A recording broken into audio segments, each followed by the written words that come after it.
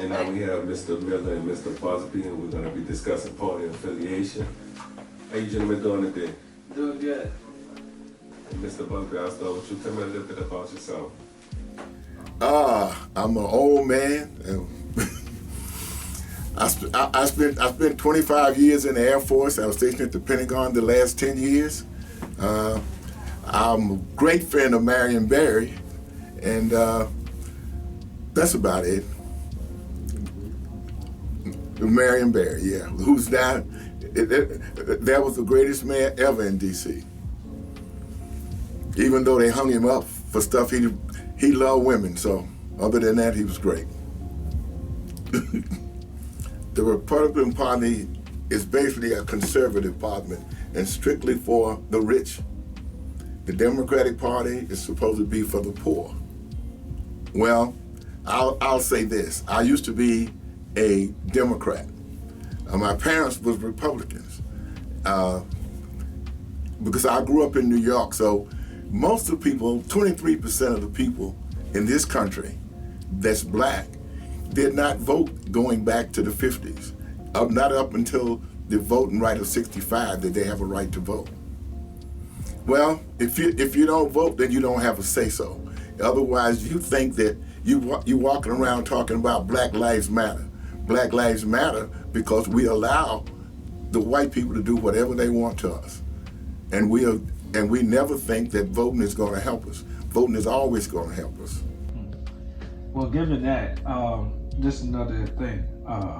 With the, I know some young people feel like their vote don't count, but how can you just basically assure them that it's going to be okay for them to go out and vote for somebody who's, we're not even going to be able to, I guess not see them or whatever.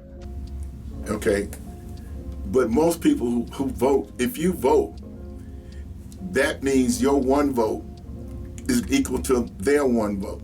But what happens is the Electoral College determine who goes where.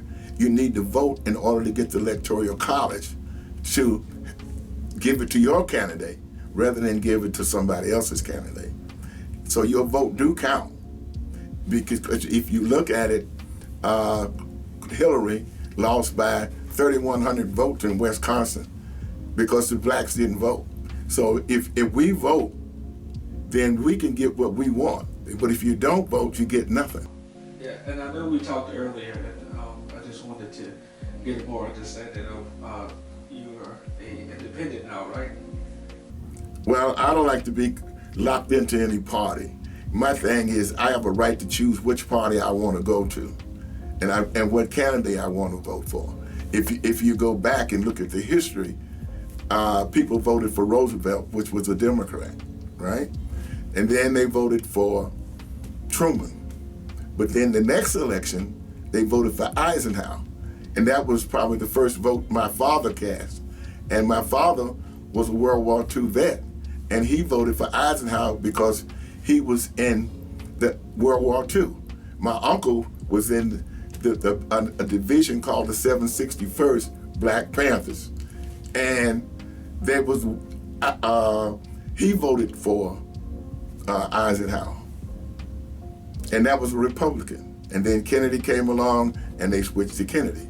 And then LBJ came along, Lyndon Baines Johnson, and that's when the Civil Rights Act was passed to allow blacks to vote. Because we have to realize that the Republican Party is strictly for the rich, and the Democratic Party is supposed to be for the poor. But that's why I became an independent. I don't want to be locked into any one group because neither one of them are doing really too much to help us. Even though we vote Democratic, they don't do anything to help us either. Well, I think it depends on what you want to do. If you think that the Republican Party should be your party, then you should vote for the Republicans. If you think that Democrats should be your party, then you should vote that way. I believe independent.